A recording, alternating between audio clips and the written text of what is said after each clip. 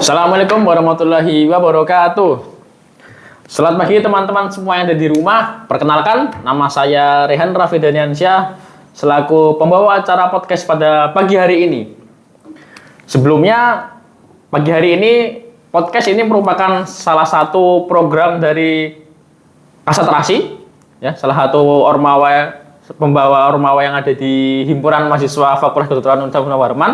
Ya, pada pagi hari ini judul podcast kita adalah First Aid for the Mind, bekal psikis mahasiswa baru kedokteran. Sebelumnya di sini saya sudah dibersamai dengan narasumber yang berkualitas. Beliau berasal dari Universitas Muhammadiyah Malang dan merupakan lulusan nomor 2 terbaik dengan masa studi 2017 hingga tahun 2021. Yang dilanjutkan dengan Magister Psikologis di Universitas Muhammadiyah Kota Malang tahun 2021 hingga 2024. Beliau adalah salah satu lulusan terbaik juga. Marilah kita sambut Ibu Anisya Mutmainah, Magister Psikologi Psikolog. Selamat pagi, Bu. Pagi Rehan. Baik. Sebelumnya saya kan sudah perkenalkan Ibu tadi, mungkin Ibu bisa perkenalkan lebih lanjut lagi. Oke, jadi perkenalkan nama saya Anisya Mutmainah, MPSI Psikolog, seorang psikolog klinis juga, kemudian kalau di FK itu juga sebagai konselornya. Konselor. Betul gitu. Jadi biasanya menangani individu yang mengalami permasalahan psikologis gitu. Oke. Baik, Ibu. Ibu gimana kabarnya pagi ini, Bu? Alhamdulillah baik. Cuma memang lagi musim pilek ya. Iya. Lagi musim batuk pilek memang itu aja. Tapi overall sehat. Alhamdulillah. Baik. Pada pagi hari ini kita akan melakukan podcast ya teman-teman dengan tema pendampingan kesehatan mental bagi mahasiswa baru kedokteran sebagai bekal menghadapi tantangan akademik, sosial, dan emosional di semester awal. Nah, mungkin teman-teman bingung ini kan dari masa SMA beralih ke masa perkuliahan ya, masih ke bawah masa-masa SMA tuh. Nah, gimana cara adaptasinya? Jadi mungkin kita di sini akan bertanya jawab dengan narasumber kita tentang mengenai adaptasi dari masa SMA ke masa perkuliahan. Mungkin kita langsung ke tanya jawab aja ya, Bu. Boleh. Oke, baik. Untuk yang pertanyaan pertama, tadi yang seperti saya bilang ya, kita kan masuk peralihan dari masa SMA ke masa perkuliahan ya, Ibu ya. Nah, apa saja sih tantangan psikologis yang paling sering muncul di adaptasi ya masa transisi masa SMA ke perkuliahan? Oke, jadi kalau ngomongin transisi itu kita ngomongin tahap kehidupan ya, Rehan. Jadi kan setiap orang itu sebetulnya akan menghadapi yang namanya phase of life atau tahap kehidupan. Nah, dari SMA ke kuliah itu kan sebetulnya salah satu transisi yang nantinya itu akan memunculkan yang namanya stresor atau tekanan gitu atau sumber stres. Nah, sebetulnya stres ini tuh nggak hanya negatif ya, kadang-kadang juga stres itu juga ada dinamakan stres yang positif gitu. Dimana stres positif itu kan bisa memotivasi kinerja kita dalam berkuliah dan belajar. Cuman biasanya transisi atau tahap kehidupan ini tidak semua orang tuh punya cara penyelesaian stres yang sehat gitu. Jadi kadang-kadang tantangannya adalah dari beban akademik misalkan gitu. Kalau SMA terus ke kuliah kan dari segi pembelajaran itu lebih kompleks. Kemudian juga kita tahu mungkin nggak semua orang itu akan sebetulnya enjoy dengan apa yang dia pelajari di perkuliahan. Gitu. Ada yang memang pengen masuk ke jurusan kedokteran ada, tapi mungkin ada juga yang akhirnya karena orang tua gitu, akhirnya ada keterpaksaan. Jadi sebetulnya yang bermasalah itu adalah sumber stresnya atau stresor gitu. Nah, sebenarnya stresor ini tuh kita semua tuh mengalami, Rehan juga dulunya atau mungkin teman-teman yang lain gitu. Tapi kan yang bikin akhirnya individu itu bisa melewati atau tidak kan cara kamu menangani stresornya gitu. Jadi kalau kamu flashback dulu waktu masa maba kan sebetulnya sama, pasti akan ada shock culture-nya juga gitu dengan beban kuliah. Cuman kan yang menentukan kamu bisa melewati atau enggak kan cara kamu bereaksi terhadap stresor itu.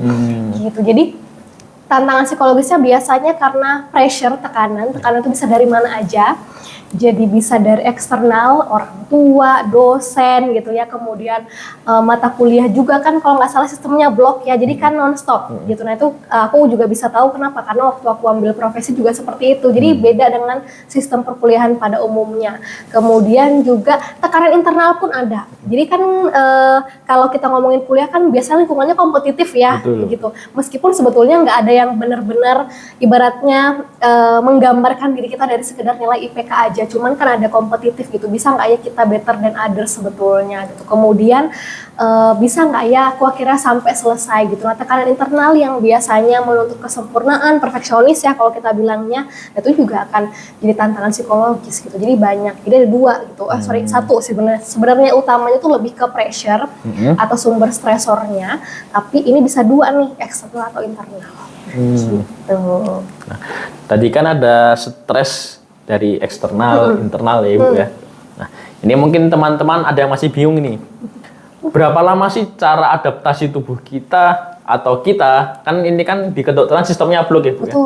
Karena adaptasi kan masing-masing orang tuh beda ya Bu. Nah, sedangkan kita dipaksa untuk orang tua ya, karena sudah membayar UKT dan lain sebagainya kan, kita gimana cara berbakti kan itu kan harus menghasilkan nilai yang baik ya. Karena masa adaptasi itu mungkin dari beberapa kita ada yang masih nilainya jelek dan lain sebagainya. Itu menurut Ibu itu merupakan hal yang wajar atau memang itu dari anaknya sendiri yang lambat atau bagaimana Ibu? Oke, nah kalau ngomongin adaptasi itu biasanya memang itu tuh kayak kalau kita ngomongin waktu move on-nya seseorang, kita habis putus gitu. Nggak ada waktu mutlaknya kapan kita bisa ngelupain mantan kan sebetulnya. Betul. Sama dengan adaptasi. Nggak ada waktu mutlak kapan seseorang itu akan dikatakan settle dalam kuliah setelah dia beradaptasi. Tapi balik lagi yang menentukan adalah dia mau evaluasi apa enggak.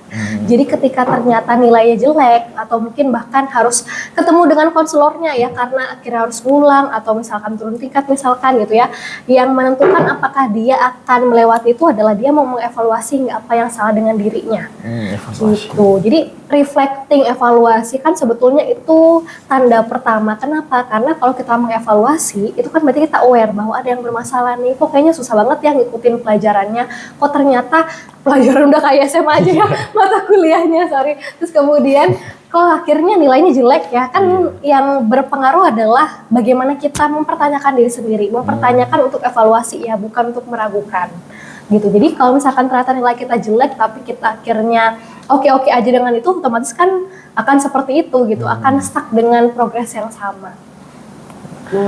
Tadi membahas tentang nilai bagus ya, adaptasi dan sebagainya. Mengenai nilai bagus ini itu berkaitan dengan ambisi ya teman-teman. Di kedokteran mungkin masa SMA, wah ini nilainya bagus nih 90 dan sebagainya. Mungkin karena masuk kedokteran, culture shock dan lain sebagainya, mungkin masih berambisi ya.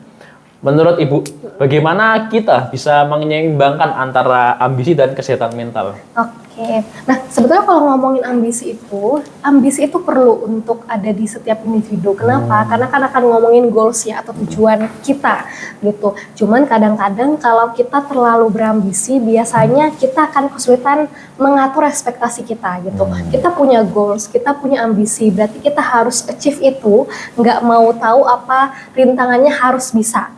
Gitu. Nah kata harus ini yang sebetulnya bermasalah. Kenapa? Karena belum tentu setiap orang itu kan benar-benar akan bisa ya kan melewati itu. Ada yang mungkin harus jatuh dulu, gagal dulu. Ada yang mungkin akhirnya benar-benar bisa dari awal gitu karena dia udah terbiasa gitu. Nah ambisi boleh, tapi untuk akhirnya ambisius ya.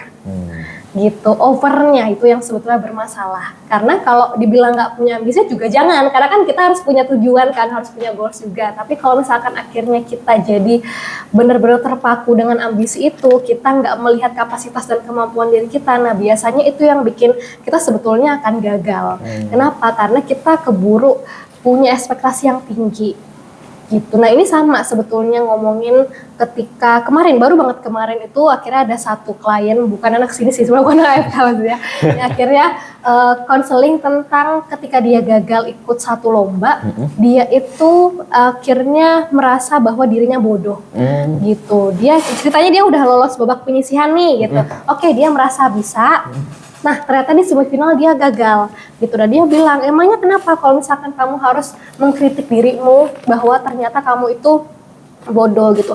Iya, soalnya adik tingkat aku tuh kan pengalamannya sedikit, kok dia bisa sih dibanding aku. Nah, itu yang akhirnya bermasalah gitu. Sama-sama punya ambisi, tapi bagaimana persepsi dia terhadap ambisi itu yang sebetulnya kan bermasalah gitu. Jadi kalau teman-teman kedokteran punya goals, punya keinginan untuk bisa dapat nilai bagus, it's okay gitu, itu malah bagus gitu kan, kita punya tujuan, tapi jangan sampai akhirnya kita merasa kemampuan kita itu jauh lebih tinggi dibandingkan yang lain. Sedangkan kan kalau ngomongin perkuliahan, kita sama-sama belajar ya, startnya sama-sama dari nol, cuman kita nggak tahu apakah mereka sudah punya preparation dari awal gitu ya, atau mereka udah punya enjoyment, kesenangan tadi akhirnya dalam mencerna informasi lebih bagus, atau memang ada yang perlu tertatih-tatih dulu untuk belajarnya. Gitu. Jadi ambisi boleh, tapi jangan sampai malah akhirnya kalau kita bilang itu merusak diri sendiri, self sabotage jadinya. Ambisi itu. Teman-teman bisa dengar, ambisi boleh, tapi tidak boleh ambisius. Ambisius yang akhirnya over banget ya. Betul. Segala sesuatu yang berlebihan memang tidak baik ya Bu di dunia ini, betul. Nah, berbicara tentang ambisi, kan ada teman-teman yang sudah berambisi tapi jatuh. Nah, berarti kan kita butuh namanya lingkungan atau support system. Nah, menurut Ibu seberapa penting sih support system khususnya di mahasiswa FK ini? Oke, kalau support system itu pasti penting ya, karena kan kalau kita ngomongnya itu tuh kan faktor protektif juga. Kira kan yang menjaga kita untuk bisa menghadapi sebuah tekanan atau masalah itu lebih baik gitu. Cuman memang tidak semua orang kan punya support system yang baik gitu ya kan. Kita nggak memungkiri juga banyak yang masih struggle untuk mendapatkan support system yang oke gitu. Sehingga kalau kita sudah melihat bahwa kok di sekeliling itu tuh tidak ada ya yang bisa dijadikan support system yang baik, berarti kita yang harus build dulu nih. Buildnya dari apa? Self care-nya gitu. Jadi kalau misalkan ternyata dukungan sosial itu kan memang penting dan memang sebaiknya ada ya gitu. Mulai dari pasangan, misalkan teman, keluarga, tapi kalau misalkan nggak punya, berarti kan kita hanya bisa mengandalkan diri sendiri nih, gitu. Berarti kita harus punya self care-nya. Kenapa? Karena self care ini akan membantu kita untuk bisa calming atau menenangkan kita ketika kita ada masalah. Kita belajar untuk tidak reaktif menyikapi suatu hal, gitu. Jadi kita tidak impulsif juga, bisa berpikir dulu, gitu. Nah, jadi memang bukan berarti ketika kita nggak punya support system, kita wajib mencari itu sebetulnya juga. Takutnya kan akhirnya merugikan diri sendiri kan, karena kan kita perlu lihat sumber daya sekeliling kita. Jadi kalau misalkan nggak ada, berarti kan kita hanya rely on ourselves aja kan sebetulnya. Berarti gimana caranya kita punya rutinitas, entah mungkin kita punya pelarian olahraga gitu, atau mungkin lebih senang jalan-jalan, atau misalkan kalau flash sale Shopee kan kemarin ya 10-10 gitu. Ada yang mungkin akan lebih nyaman ketika udah check out, itu kan sebetulnya nggak apa-apa gitu. Memang support system penting sih, cuman kita juga tidak bisa menutup mata bahwa tidak semua orang itu punya support system yang positif. Support system, jadi support system itu penting ya Bu. Tapi kalau misalkan misalkan orangnya tidak mau berbau dan lain sebagainya, mending ambil yang self care. Betul gitu. Kadang-kadang juga ada yang akhirnya mungkin nggak nyaman ketika punya teman yang banyak gitu. Ada yang nyaman dengan kesendiriannya. Sebenarnya nggak masalah gitu. Cuman yang bermasalah tuh kadang-kadang kalau sendiri berarti artinya kesepian. Nah, kadang-kadang gitu. Berarti kalau misalkan aku sendiri nggak punya teman dan nggak nyaman untuk teman sama orang lain, berarti aku kesepian dong. Enggak gitu. Karena kan memang kalau dipaksa untuk gabung sama teman yang lain, kamu nyaman nggak? Enggak gitu. Berarti kan akhirnya it's okay. Kamu akhirnya mencoba enjoy dengan kesendirianmu. Gitu. Nah, berbicara tentang apa tadi, lingkungan ya, lingkungan. Kadang-kadang kita udah nyaman sama satu teman ini. Nah, tapi kadang juga teman ini seperti api, Bu. Api itu jadi kawan yang kecil, tapi kalau yang besar jadi lawan, Bu. Misalkan ada satu, ini kok teman saya jadi kompetitor saya sendiri gitu kan. Biasanya saya ngajarin dan lain sebagainya, tiba-tiba dia ya jago sih ya, tapi kayak kacang lupa kulit. Nah, itu bagaimana menurut Ibu tanggapannya? Nah, kalau gitu berarti sebetulnya PR-nya kita untuk bikin batasan yang sehat, Rehan. Kenapa? Karena kan gini, kalau kita berteman kan sebetulnya manusia itu tuh punya judgement-nya sendiri dalam pikiran. Kita kan bisa men-screening ya. Sebetulnya bukan cuma psikolog atau bahkan psikiater aja nih yang bisa melihat karakter dari luar. Kan kita sebenarnya bisa menerka-nerka ya. Kok kayaknya orangnya gini yang ngomongnya, kok akhirnya orangnya ini akan rentan berkonflik ya sama yang sekitarnya, kan sebenarnya kita bisa melihat dan kita bisa men-screening, cuman kadang-kadang kita denial gitu. Jadi kalau misalkan kita tahu bahwa yang kayak kok dia somehow dalam 1 atau 2 ujian tuh kalau misalkan mau belajar gitu, kita mungkin lebih banyak sharing ke dianya, tapi dia kok gatekeep ya gitu, dia nggak mau sharing. Nah kan sebenarnya kita bisa notice dari hal-hal kecil seperti itu. Berarti kan tugasnya kita bikin boundaries. Oke, berarti cara dia untuk dalam kondisi ini dia akan cenderung mungkin diam-diam menyimpan informasi. Oke, aku pun juga mungkin akan mirroring gitu, karena takutnya kalau misalkan kita udah deh nggak apa-apa, masih bisa ditoleransi kok gitu. Nah tadi akhirnya kan seperti itu, jadinya kacang lupa kulit kan akhirnya gitu. Jadi kita manfaatkan aja penilaian yang kita punya sebetulnya dalam pikiran kita, kan kita tetap bisa ngelihat ya, cara dia ngomong gimana, cara dia akhirnya menyikapi masalah. Tipenya adalah ngomongin orang nih gitu. Kalau misalkan dia nggak ada di tongkrongan kita, ada satu orang yang nggak ada, dia ngomongin gitu. Berarti kan kita tahu, berarti kalau misalkan kita bermasalah sama dia, kemungkinan besar dia akan ngomongin kita. Nah, kita akan lebih hati-hati gitu. Jadi balik lagi, kalaupun berteman, meskipun sedekat apapun gitu ya, tetap boundaries itu harus ada, Rehan gitu. Karena kita nggak akan pernah tahu kapan hati seseorang tuh akan dibolak-balik berubah.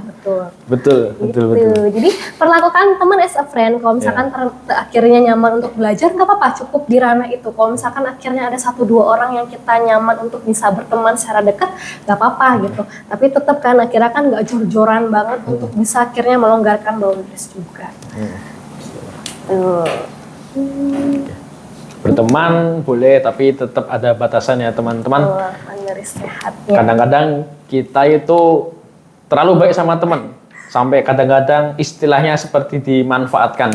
Betul. Nah itu biasanya tuh people pleaser tuh. Kalau misalkan yang bermasalah dengan temannya, pasti biasanya people pleaser cenderungnya.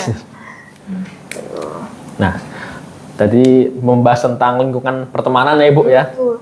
Kita mungkin sekarang beralih ke tata laksana atau tata cara ya.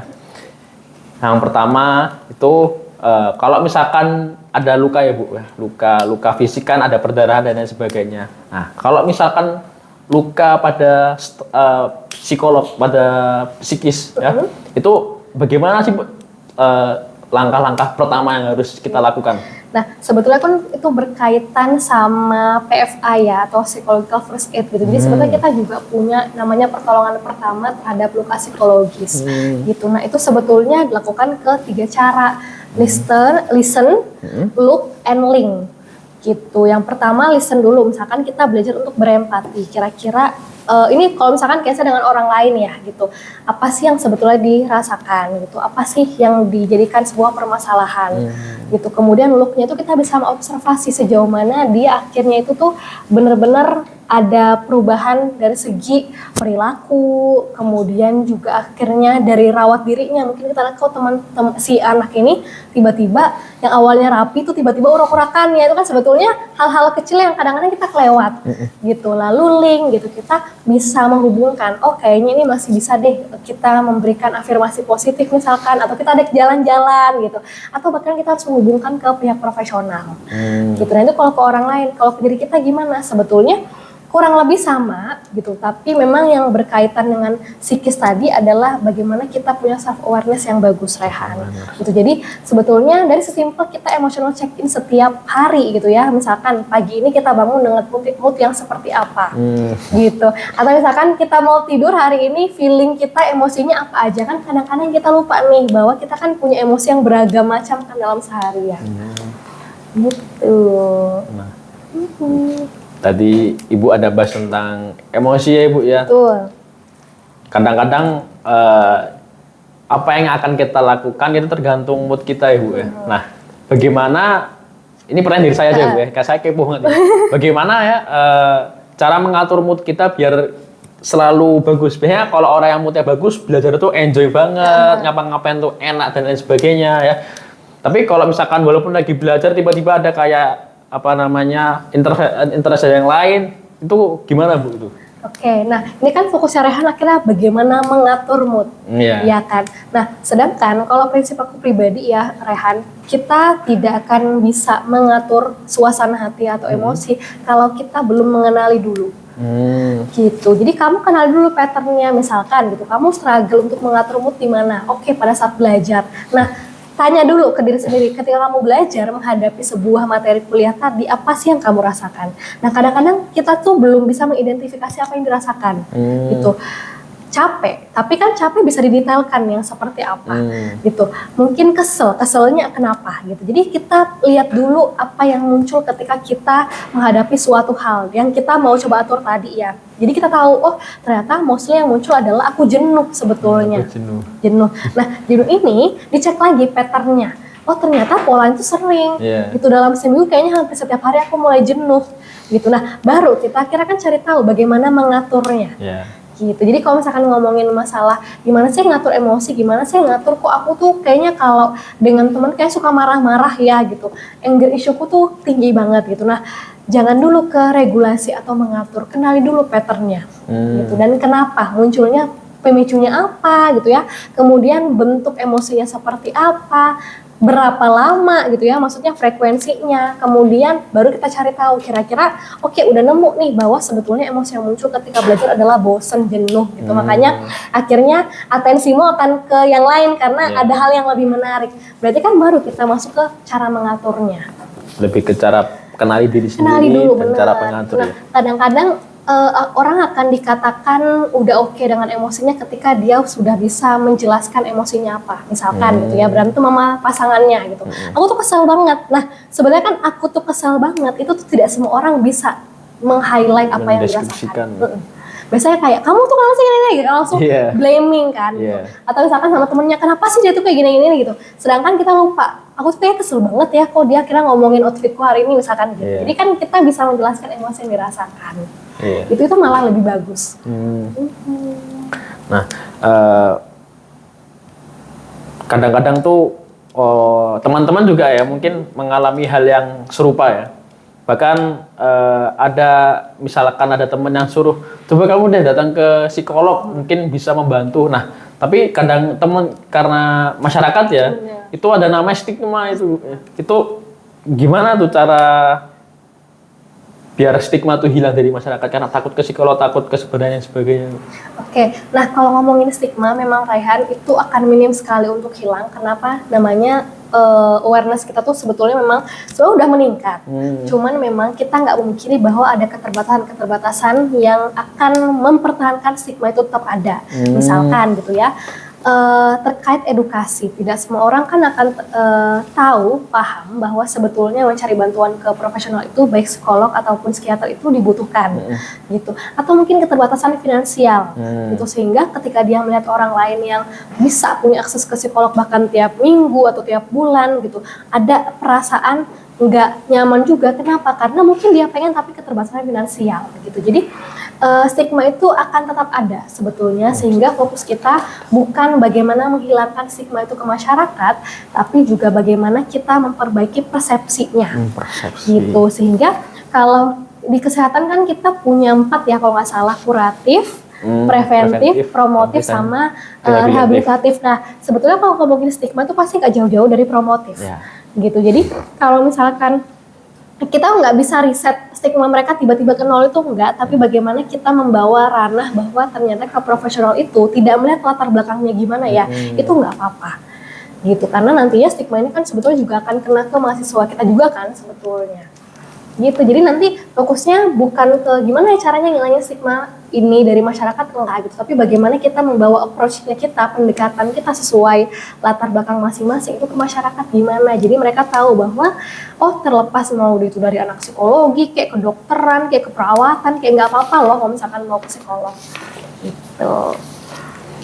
Jadi nggak bisa dihilangkan, tapi kita bisa memperbaiki persepsinya ke masyarakat, khususnya di tindakan promotifnya di masyarakat. Mungkin mau tanya lagi Bu ya. Menurut Ibu atau yang sudah Ibu lihat, kan tadi kan saran dari teman itu ya, mungkin teman asal ngomong coba deh ke psikiaternya. Itu kalau menurut dari pandangan Ibu sendiri, tanda-tanda apa sih kalau sebaiknya seseorang itu harus dibawa ke psikiater? Nah, kalau misalkan psikiater atau psikolog itu sebetulnya ada beberapa tanda umum ya. Kalau misalkan yang pertama itu yang bersifat urgent. Gitu. Urgent apa? Artinya sudah ada pikiran ataupun upaya mengakhiri hidup. Jadi pikiran aja itu sebetulnya udah cukup urgent. Gitu. Kemudian ada menyakiti diri. Nah, menyakiti diri sekarang itu udah bukan lagi mungkin sekadar mohon maaf cutting ya gitu. Udah banyak banget gitu. Tindakan yang merusak diri sendiri, entah itu akhirnya gitu seks yang beresiko gitu, gonta-ganti pasangan itu pun juga bisa. Kemudian menyudut pakai rokok itu juga sebenarnya kan self harm atau sesimpel kita mencabut rambut gitu. Atau bahkan kemarin yang menarik itu adalah ada salah satu pasien yang akhirnya senang pasang eyelash extension. Kenapa? Karena 3 hari kemudian dia mau lepas sendiri karena kan dia mau merasakan rasa sakitnya gitu. Jadi sekarang tindakan menyakiti diri itu tuh udah semakin kreatif gitu. Jadi bagaimana kita aware bahwa di sekeliling kita nih, kita sebenarnya bisa check in ya, maksudnya kayak balik lagi kita punya judgement sendiri ya kalau dengan orang terdekat gitu. Kita bisa meng-highlight, oh dia oke-oke aja nggak ya, oh atau udah mulai ada perilaku-perilaku yang akhirnya merusak dirinya sendiri gitu. Jadi yang cukup urgent ketika akhirnya ada pikiran atau upaya mengakhiri hidup, kemudian tindakan menyakiti diri, atau bahkan sudah mulai muncul halusinasi atau delusi, keyakinan yang salah, waham kalau kita bilangnya waham, kemudian bicaranya udah mulai ngelantur, atau kalau yang aku sendiri juga akan menambahkan ketika cemas berlebih itu mengganggu kehidupannya gitu. Kenapa? Kalau kita ngomongin anxiety itu kan nggak akan bisa diprediksi ya munculnya kapan gitu. Kadang-kadang tremornya itu tuh udah bisa mengganggu belajarnya gitu. Benar-benar kita nggak tahu kapan munculnya. Nah itu sebetulnya perlu untuk bantuan farmakoterapi dulu, akhirnya baru nanti dia managing anxiety-nya sama psikolog. Jadi kolaborasi itu penting sebetulnya. Gitu. Gimana? Saya ada satu pertanyaan tiba-tiba muncul dari pikiran ya. Kan di bidang kedokteran itu namanya adalah paling sering masyarakat mungkin obat. Tapi kadang kala saya mikir obat kan kerjanya itu adalah mencegah ya, secara ini medis ya, mencegah ya, bukan mengobati secara keseluruhan. Tapi saya mikir lagi pas COVID ada namanya suatu jurnal ya, itu yang mempengaruhi seseorang itu justru pikirannya sendiri. Jadi kayak kalau orang sakit itu 80% katanya dipengaruhi oleh pikiran yang buruk atau anxiety dan berlebihan, itu katanya bisa menurunkan sistem imun atau kekebalan tubuh.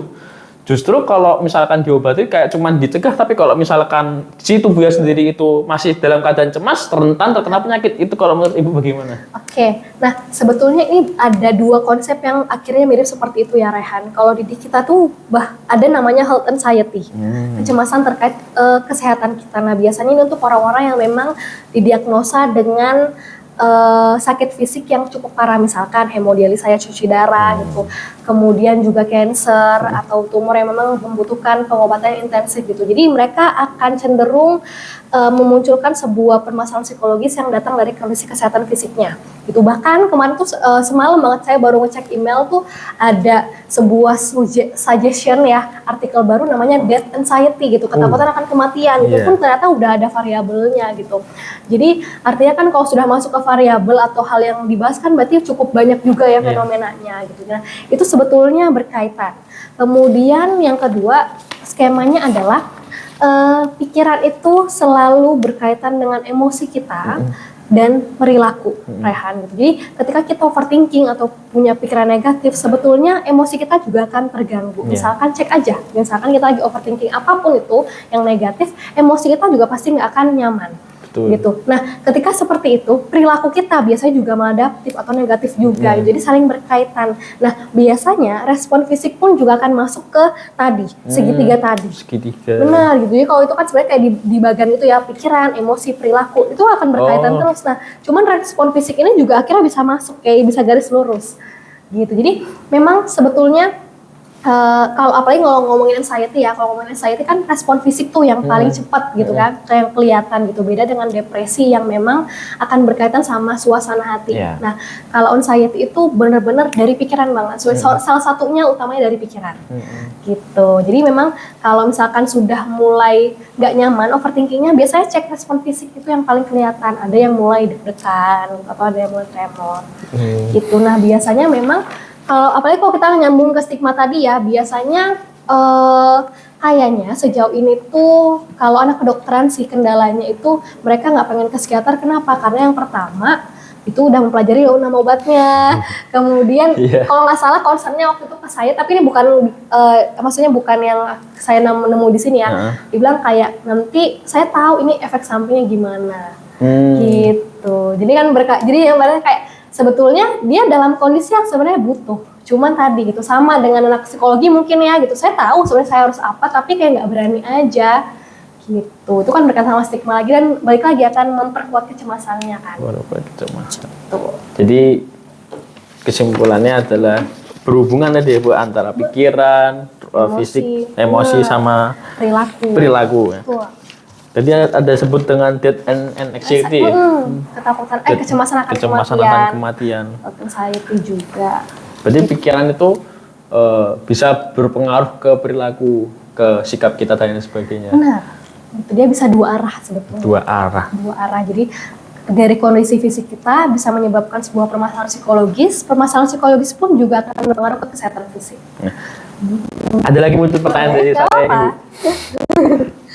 Jadi berbicara tentang obat, tentang kecemasan, sama berbicara tentang perilaku. Menurut Ibu, kalau misalkan ada orang yang cemas, itu mending ditenangkan hatinya dulu atau dikasih obat? Oke. Nah, kalau saya akan melihat intensitasnya dulu. Oke. Tuh, karena kenapa? Sebenarnya bukan cuma kecemasan aja ya, gejala atau gangguan apapun. Kalau misalkan sebetulnya dia butuh farmako, tapi akhirnya dia maksa untuk ke psikolog dulu, biasanya apapun yang kita akan omongkan ke dia tuh dia mental. Gitu misalkan, mental itu kenapa? Karena nggak ngedong atau nggak nyambung. Benar, gitu misalkan gitu ya. Orang dengan mood yang depresif gitu, sedih banget dia merasa nggak berharganya, udah lost banget gitu. Kan sebetulnya dia dalam kondisi yang butuh antidepresan. Tapi kalau misalkan dia nggak berani, nanti pokoknya yang pertama tuh saya pasti ketergantungan, gitu. Terus dia maksa untuk psikoterapi aja gitu. Yang penting nggak obat gitu. Apa yang akhirnya kita coba untuk approach dia, memperbaiki overthinkingnya, memperbaiki ketidakberhargaan dirinya, enggak gitu, kamu deserve gitu, nggak akan gitu, karena moodnya lagi nggak stabil. Sama dengan kecemasan, perlu lihat dulu kok sleep anxiety, gitu. Nah itu kan sebetulnya kalau ngomongin anxiety kan akan berkaitan sama respon fisik. Jadi saya itu akan screeningnya seberapa mengganggu sih sebetulnya keberfungsian dengan kecemasannya ini. Kalau dari 1 sampai 10 ternyata dia 10 dan ini terjadi setiap hari gitu. Better obat kan sebetulnya. Kenapa? Karena kan ketemu psikolog nggak setiap hari. Betul. Gitu. Dia keluar dari ruang konseling, kita nggak akan tahu apa yang terjadi. Betul. Kan kita akan mempertimbangkan safety-nya dulu. Gitu. Jadi saya akan bilang bahwa sebetulnya obat ini tuh bukan akhirnya bikin kamu tergantungan, tapi untuk menekan dulu supaya kamu bisa kerja dulu. Nah, nanti sebetulnya masalah ketergantungan atau enggaknya kan tergantung dianya.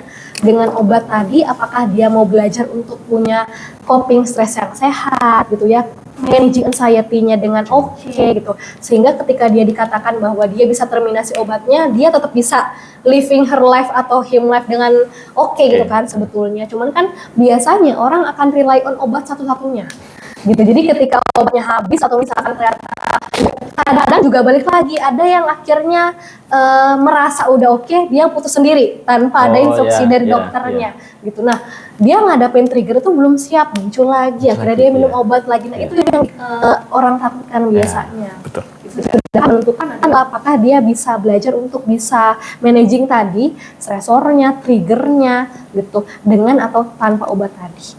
Dengan atau tanpa obat lagi. Oke, baik.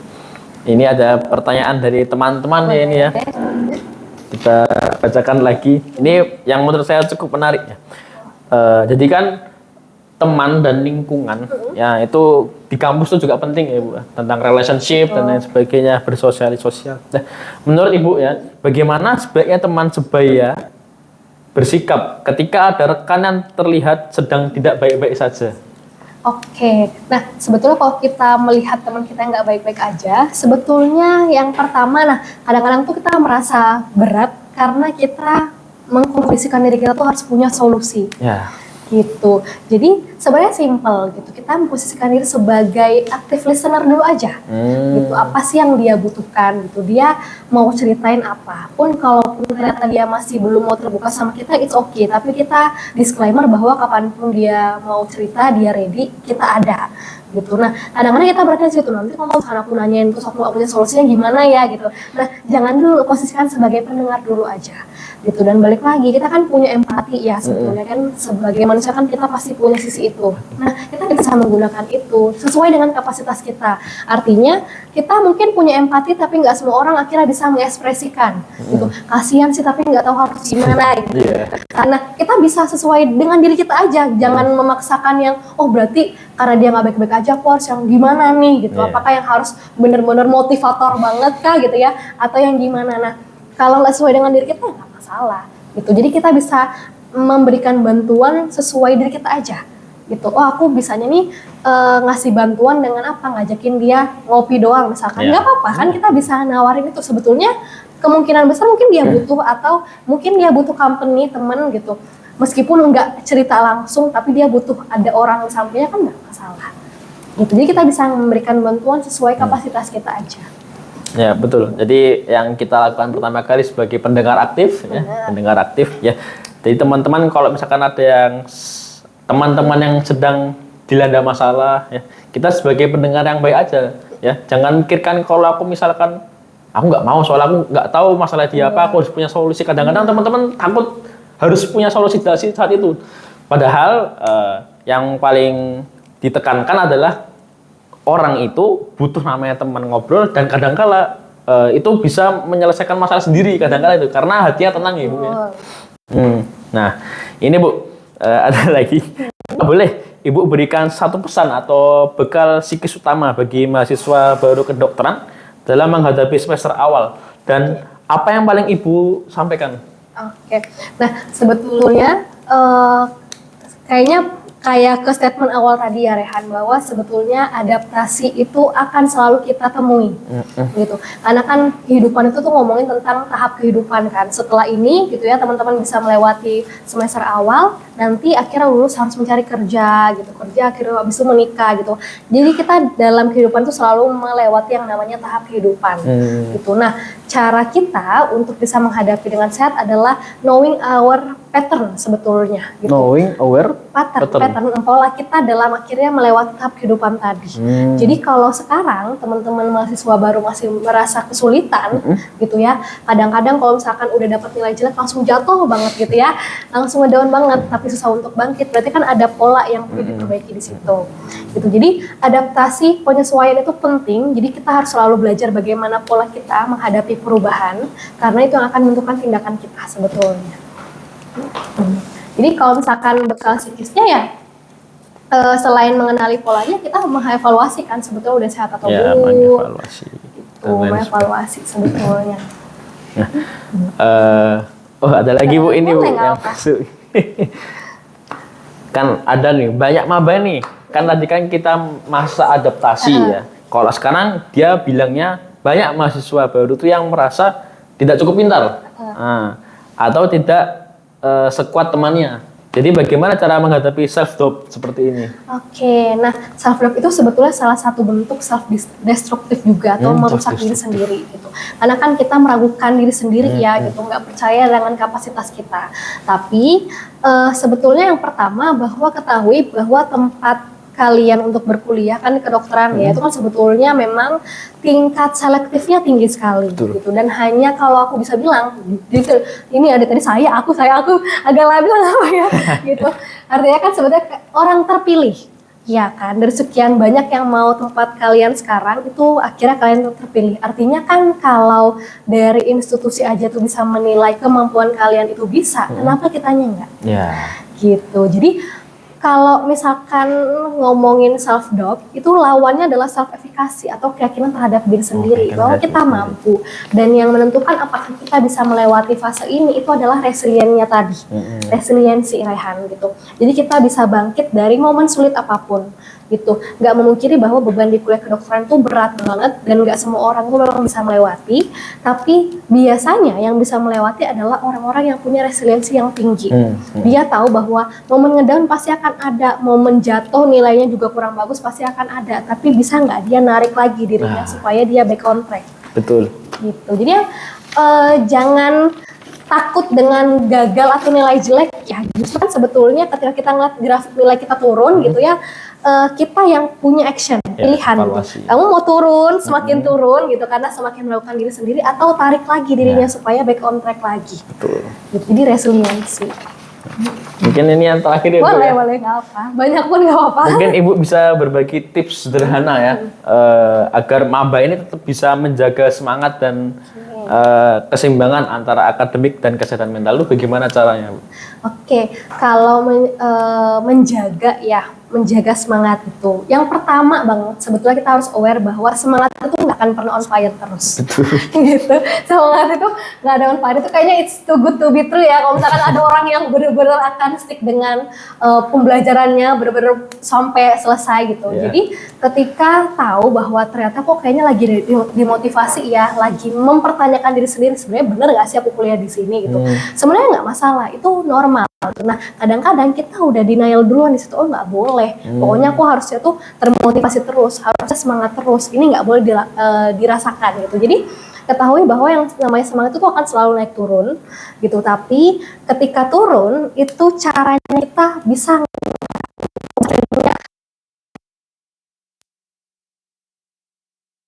kalau misalkan memang kita fokusnya sekarang belajar supaya akhirnya enjoy, nah kita fokus dengan enjoy-nya tadi, apa yang bisa kita lakukan supaya kita mencerna pembelajaran itu enak gitu. Bagaimana caranya gaya belajar kita, bagaimana caranya kita maintaining relasi dengan teman-teman supaya kalau kita belajar itu nyaman gitu. Jadi menjaganya itu tuh bukan langsung ke peak ya atau puncaknya, tapi bisa nggak stabil aja, meskipun nanti akan ada turunnya. Gitu. Jadi awal dulu bahwa kita embrace bahwa semangat itu nggak akan pernah naik terus. Betul.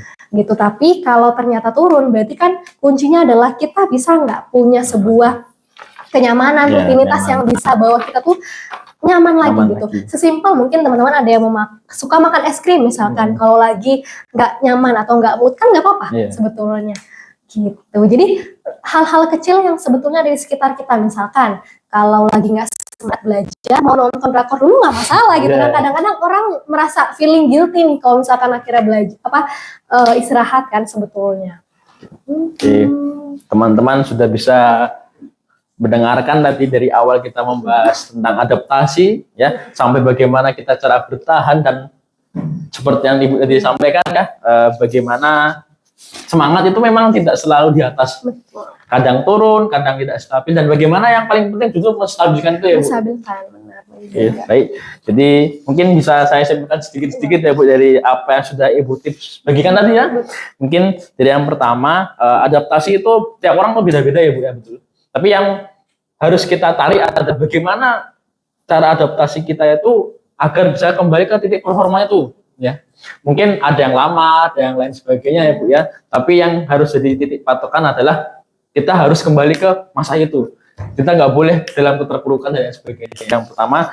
Dan yang kedua, itu ada namanya tekanan ya. Ada tekanan dari tekanan internal dan tekanan eksternal. Lagi-lagi kita balik bagaimana cara kita kontrol diri kita dulu. Self control itu penting sekali ya, teman-teman. Dan mungkin yang terakhir ya, ada tadi Ibu bilang tentang anxiety and death. Anxiety and death ya. Mungkin akhir-akhir ini marak teman-teman yang kalau misalkan gagal ini, kayak aku nggak merasa di sini, aku mending bunuh diri aja, mati. Itu sebenarnya hal yang salah, teman-teman ya.